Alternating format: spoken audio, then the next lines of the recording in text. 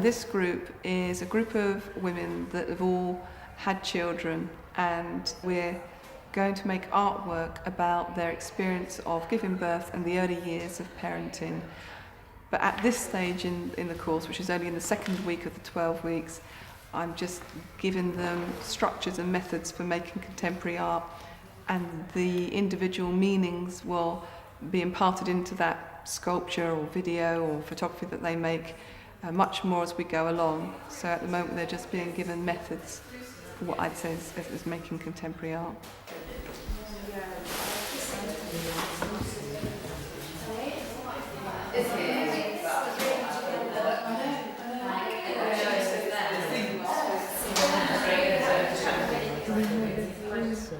What are you doing? We're making a bed, and these are all the common objects that we think we find in our bed, such as toys, crumbs, tissues, pants, socks, Sanitary towel. Yes. Instead of using it to clean up spillages, we've used the water, which could be a spillage, and make a bed, and use this as the glue that holds everything together to make other things from one structure. So is the bed quite an important thing? I think it's where everyone comes together in the morning, before everyone goes to work, when everyone wakes up. It's like the base where everyone can snuggle, get warm and just cuddle. So there's obviously going to be crumbs because that's where you eat. You could have some breakfast in bed, toys, teddies, blankets from the kids. And I guess when you're pregnant as well, and you've got a newborn, and you're recovering and recuperating, that's where you spend a lot of your time as well, in bed, with the Moses basket next to you. Then you can feed and sleep and feed and sleep. That's Sometimes it kind of feels like a friend, but sometimes like a foe, in that you kind of feel can't get out of bed, but you want to. There, stuck for eternity. Yeah. It's a really good group. It's a really interesting group of women, and the women, quite a lot of them are quite well educated, so I've got to set it at a certain level for them.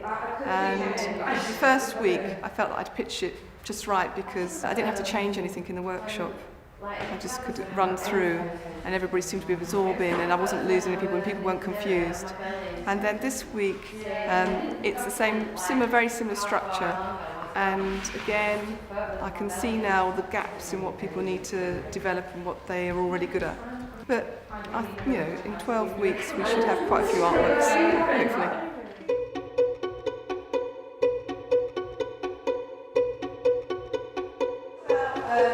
It's not about recalling the birth.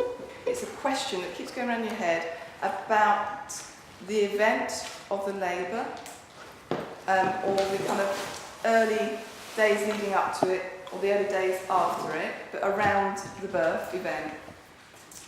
And that's what you're representing through your objects.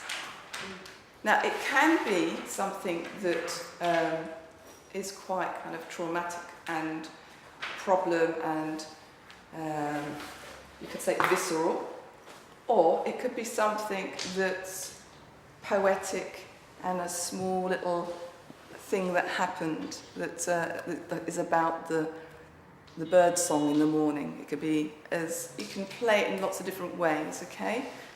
This is my nightshirt, what I wore in labour.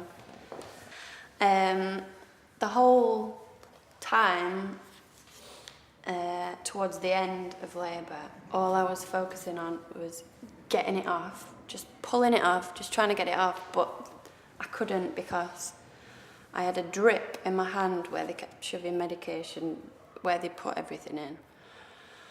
And my hand had ballooned and it was really big and really uncomfortable, and all I kept focusing on was the pain in my hand and just wanting to get this drip out. And the reason why I wanted to get it off was because I wanted skin to skin, and I wanted her there, and I wanted her to feed.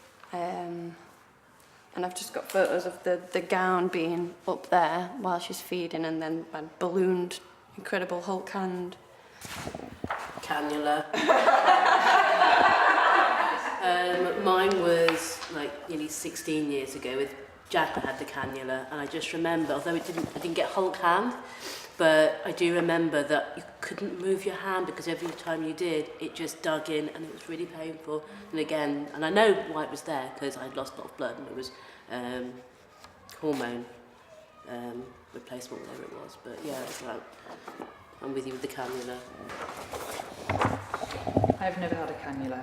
I've put in a lot of cannulas. It's very powerful what people say. It's not just how distracting and how painful they can be, but how disempowered the system of being in hospital makes you feel. I mean, you can take out a cannula yourself. If it's not being used, you could. I would, but that's because I have the knowledge of working within the system, and that really strikes me, and it's a good for me to listen to when I work inside systems like that. Yeah. I had a C-section with Sam, and he was taken away, which I understand why they had to do that, gave him some oxygen, but it felt, I don't know how long it was, but it felt like forever. And there was this really weird thing in me that when they brought him back, I wasn't 100% sure he was mine. That was really weird because I didn't know what was going on behind me, and I had it in my head that there was other people in operating rooms behind me, and they took him off behind me. I don't know, and it was just a weird thing that I didn't know for a little while. It took quite a while for me to be 100% convinced that he was my baby. Right, this is the T-shirt that I wore when in labour with Perry. This belongs to my partner, and I chose it because I wanted something that was like loose-fitting, but also I think I loved the fact that, you know, it's Dermot, and I felt like enveloped in it, and there's a lot of love for the T-shirt. For me, it kind of represents, it's kind of hope, and there's that joyfulness. It also makes me think of, we have some pictures that we took of when I was at the beginning, the early stages of the labour, and I'm sat on a birthing ball, and I'm wearing this T-shirt, and in that picture I just look really calm and happy. It's a picture full of joy. Then there's a flip side to that picture, because there's an element of me that wants to give that woman a big massive hug in that picture, because she has no idea of what is about, you know, what is about to happen to her, what, you know, the events that are going to unfold, and just the sheer horror of that. And that makes me feel very sad. I feel really sad for her, you know, because she is so positive, and I just think, you know, you're a fool, you know, just sitting there bouncing on your ball, you know. You have no idea. It wasn't a pleasant labour, it was a very traumatic labour. Perry had an umbilical cord wrapped around his neck, which I wasn't aware of. It was getting like, you know, it was very protracted, not the longest labour, but... and it got to the point where, you know, I was really wanting to push, but they wouldn't allow me to push. And it turned out because every time I pushed, his oxygen levels were dropping because it was tightening around his neck, and I was stopping him from breathing. And they also cut me. They cut me 3 times. And then after the birth, I began bleeding out, and they kept coming back in, and they'd scrape me out. And then I'd bleed out again, and they'd come back in and they'd scrape me out. And this happened again about 3 times. And I just remember feeling like, because birthing is very primal, it's a very primal thing. And I do remember feeling like, just the fact that kept playing in my head that if I was an animal, I felt they would have treated me kinder.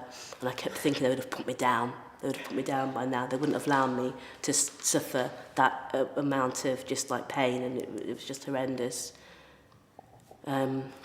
And the other thing was after the scraping. I remember saying to my partner that I felt like I'd been gang raped, and it was just horrible. There's an actual whole lot of literature around being called birth rape, that feeling of being raped when you've given birth. That it's tantamount.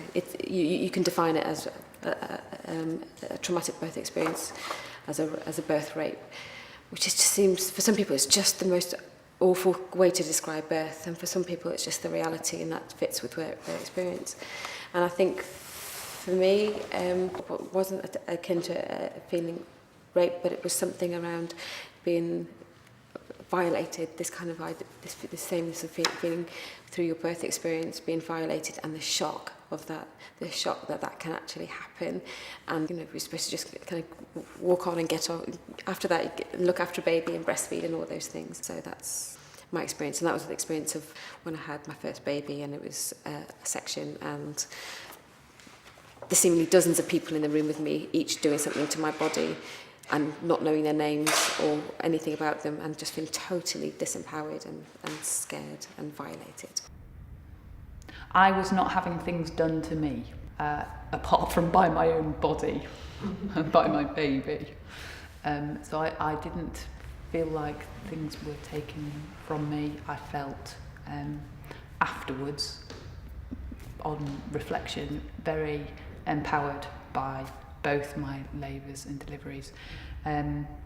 With my second baby, Luke, I was looked after by the one-to-one team. Again, I had the same midwife, so one of the same midwives delivered both of my children. And again, it was a quick, straightforward labour and delivery. I didn't have any subsequent complications that meant I needed to go back into hospital or have other things done. After my first pregnancy, I was told that I had to have a C-section because there were so many implications about, because I had third-degree tears, so if I didn't want anything, bowel, bladder, anything like that, then I'd have to have a C-section. So that's why I didn't think about anything like hypnobirthing or home birth, because I was told that I had to. And right up until the day, they told me that whoever told me that I had to have a C-section was wrong, and they said, you don't need a C-section. You could have had a normal delivery and everything. So I don't know who's told you this, but you could have done it like just normally. So I was just, from the beginning, just confused as to why they told me all this information. And that was on the very day that I was going in for my C-section. And then all throughout the process being terrified and just scared. And then obviously, as I said, I could see them cutting me through the reflection in the thing, just thinking, why do I have to go through this? And then throughout the whole process, for Coral to be handed to me, I was just crying the whole time, just crying. And so I guess I've brought up now another question without even thinking about it. But I had a lot of guilt on myself, like why could I, just so many questions and so much guilt. When I hear other mums talking about feeling guilty, I feel so sad that but I carry around guilt all the time. You sign up, as soon as you become pregnant, you start feeling guilty, and it's just so pointless and doesn't go anywhere. And for myself, as much as when I hear it reflected back on other mums, I just can't bear the mother guilt. It's pointless,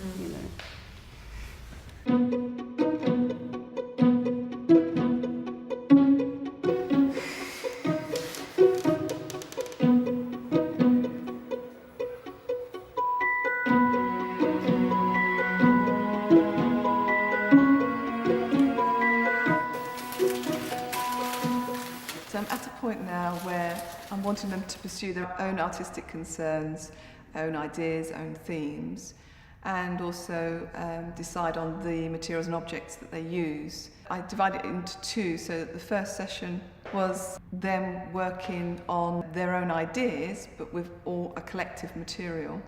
And then the second part was when they worked on their own ideas and decided upon their own materials. So I'm trying to stagger it and put it into stages so that they find it an easy journey from me facilitating structured workshops to them having their own individual practice. I relax as we move smoothly. So have a look at the work and think about if it was your work, you just made this, you put yourself in the artist's shoes, how would you develop it? You're now the critic, the artist, but at the same time think about it from an artist's position.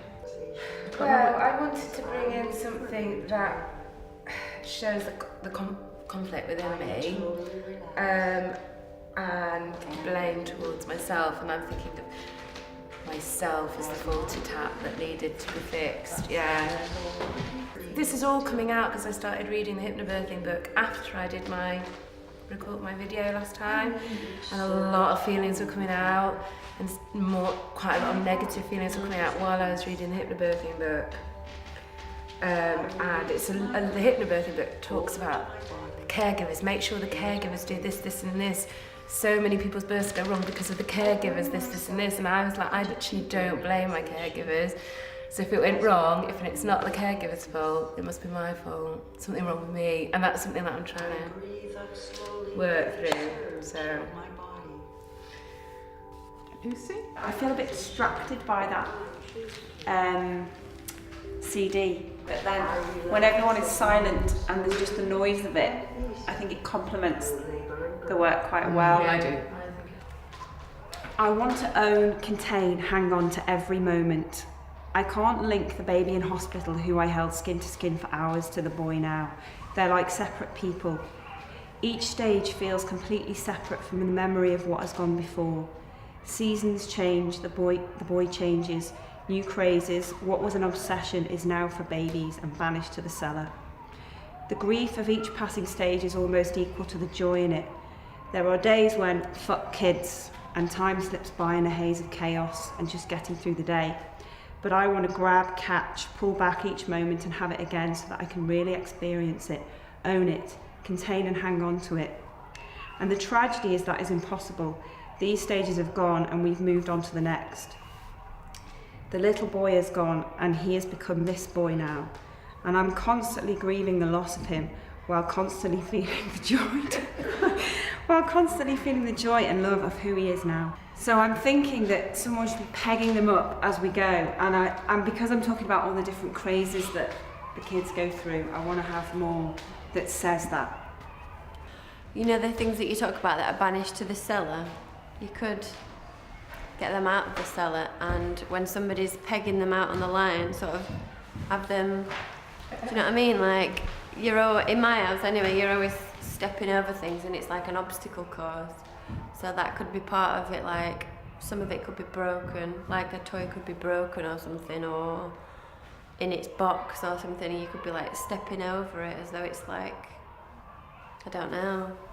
I agree with what everyone said. I really like all the ideas, but at the same time, all morning I've been totally drawn to this. It looks as it is, and I really, really like your words and they need to be in it, but I guess if people are there all day, they're going to see all this on its own anyway.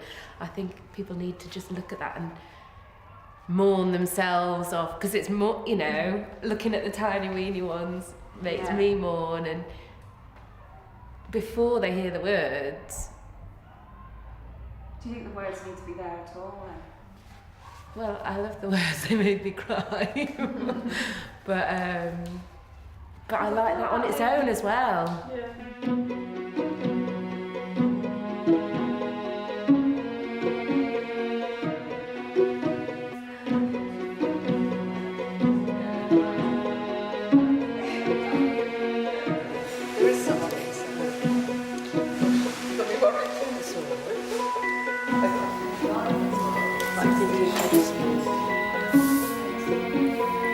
We've got one session left now before we all meet the circle where we're going to exhibit. And I'm very pleased with the amount of adventure and risk-taking and variety of artwork that's going to be on show. I'm really pleased with the way that they are working on an individual artistic concern that's come from these workshops. But it's interesting, I just look all these things, they cause pain, I don't know, maybe it's, but it made in a way like it's beautiful pain. So the way that I've run the workshops is that I'm informing them about contemporary art, and people are really enjoying that nutrition as well as that expression in their lives. And I am noticing that people are really foreseeing the ending and getting quite upset about this loss of time and this experience that's happening, once a week for them. So that's obviously been quite important to them.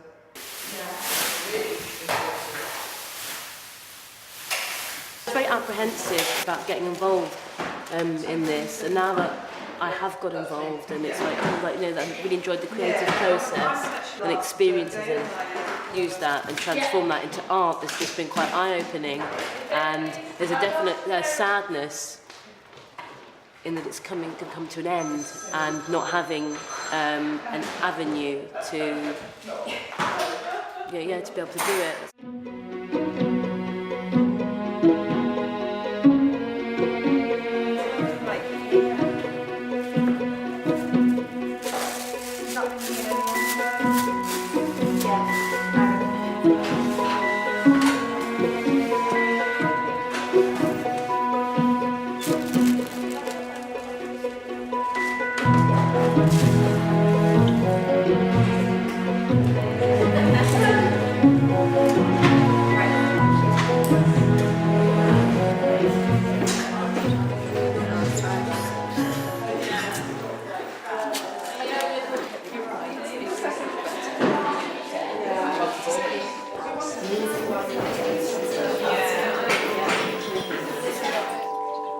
I trust my body to know what to do, and I follow its lead. My body and my baby know how to work together in harmony. My mind is relaxed. My body is relaxed. I relax as we move smoothly and easily through labor and birth. It's the first time I've listened to something like that since I was pregnant, and it was just making me laugh. I believed in it so wholeheartedly, and I never dilated at all. So no, my body didn't know how to do any of it naturally, and I can't even really articulate what that means to me to listen to that now in this setting. But this is a powerful thing to show to someone who invested in that and then had a difficult childbirth. He's trying to invest in it again. Yeah, and I'm sorry, I don't mean to undermine it, because actually I did get a lot from it, but it is just so interesting to look back on it. I think I don't know where that quote comes from about long-term abandonment for the baby, but I have a friend who said to me, if you have a C-section, you won't bond. You won't, what was the word? Yeah, you won't bond, there won't be all those hormones. And I was so angry because I didn't have any choice about it. So yeah, the whole thing in a way makes me laugh, but in another way it makes me furious. That's what the anger is what I've been trying to work through. I think I have. I've managed to. The project has helped. Okay, we're gonna push this baby out without the contraction because she has too much power. Little teeny, like easy, just like that. Go ahead, Cass. Get it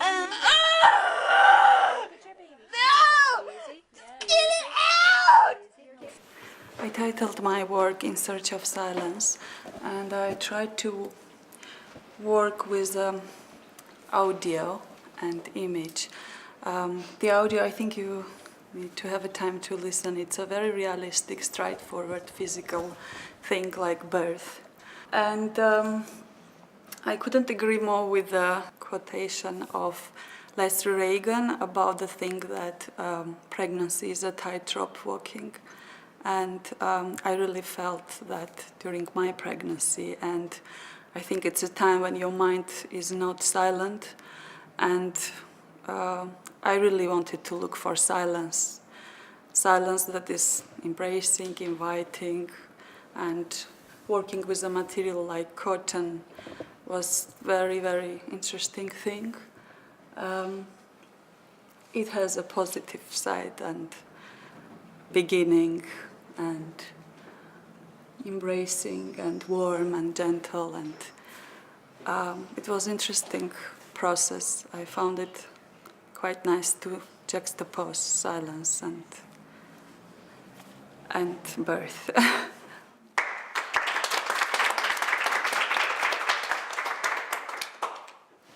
Within our group, we looked at sort of form and functionality of materials, and I just love what you've done with that and how you've used it to soften everything. It's beautiful, really beautiful.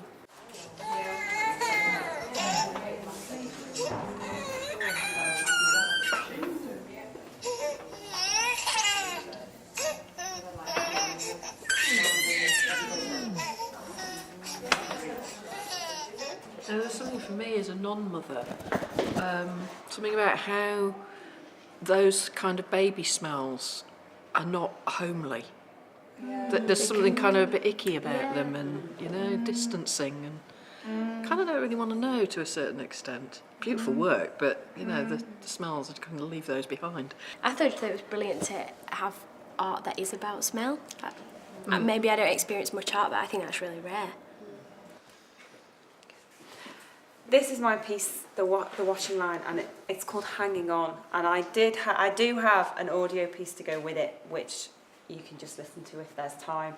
And then these poems, I think I found that perhaps sculpture wasn't my medium when we were experimenting with different artistic media. But I did write a lot, and I've been writing and writing. And it's quite simple, obvious stuff, but I just feel like I need to get stuff down. So this is one of my poems that, actually, Lisa, go on, you read it out. Okay, better mother. If I was a better mother, I'd bake my own bread. There would always be homemade biscuits in the tin. And not only that, I would bake with my children. If I was a better mother, I would puree only organic food for the baby. I would buy food without packaging. And not only that, I would grow my own vegetables. If I was a better mother, I would cook a hearty family meal every day. The house would always be clean, and not only that, I would enjoy doing it. Or if I was a better mother, I wouldn't care if the house wasn't clean. It would be a sign of how fun and creative I am. We would paint all the time and build things out of plasticine. If I was a better mother, I would never be anxious about what was the right thing to do. I would always be able to make decisions with conviction, and I would never take my anger out on Daddy. If I was a better mother, my children wouldn't have tantrums, and they would eat olives and raw vegetables dipped in hummus, and I would never feed my baby formula milk. Or, if I was a better mother, I wouldn't care if I did, or I didn't, because I would be carefree. If I was a better mother, I would surely have more time for myself. I would go out on girls' nights, and I wouldn't feel guilty. If I was a better mother, I would be in the moment. I would be able to compartmentalise work, housework, and quality time with family. If I was a better mother, I wouldn't compare myself with other mums or secretly compare my children with other children. If I was a better mother, whatever I have or have not amounted to would be of no consequence, because being a mother would be enough. If I was a better mother, I would be someone else.